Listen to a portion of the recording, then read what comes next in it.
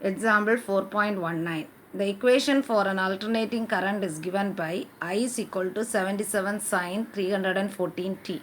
Find the peak value, frequency, time period and instantaneous value of current at time t is equal to 2 milliseconds.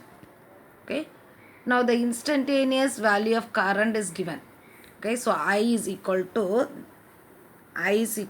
77 sine 314 t.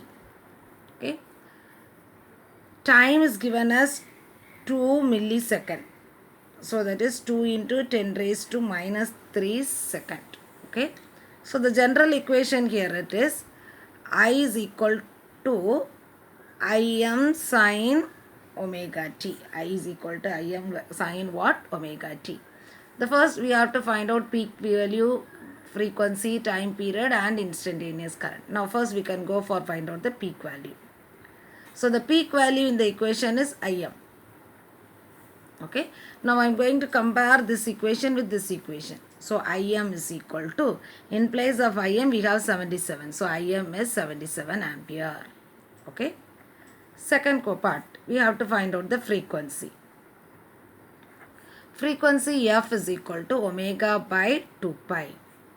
Here in place of omega we have 314. So it is 314 by 2 pi. So that is 314 by 2 into 3.14. Okay. So if we cancel this, we will get it as 50 hertz. Third case is time period. Time period t is equal to 1 by frequency.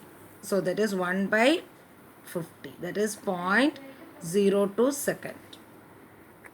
Okay.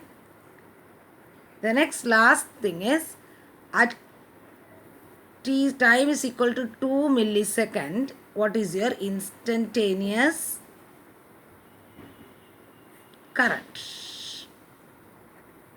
Instantaneous current. So I is equal to 77 sine 314 into time is 2 millisecond. 2 into 10 raised to minus 3.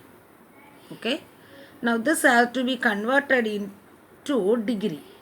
So 314 into 2 into 10 raised to minus 3 into 180 degree by pi. Pi value is 3.14. When we are converting into degree, we have to use 180 by pi.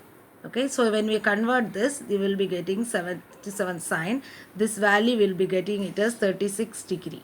Okay, now we have to use your logarithmic signs to find out sine 36 degree. Sine 36 degree is 0.5878.